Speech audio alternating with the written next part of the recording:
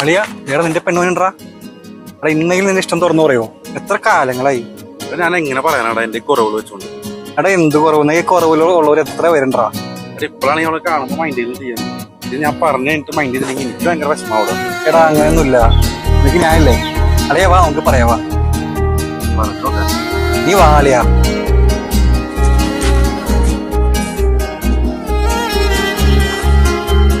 ഒരു മിനിറ്റ് ഒന്ന് നിൽക്കോ?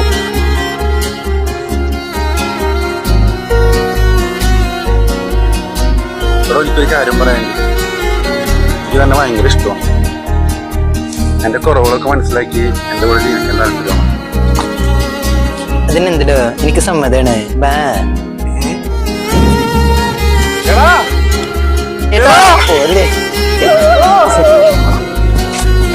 ഏരിയ മാറിപ്പോ. ഇത് കുണ്ടന്നൂരാ, കുണ്ടന്നൂര്. ഓടിക്കോളാം.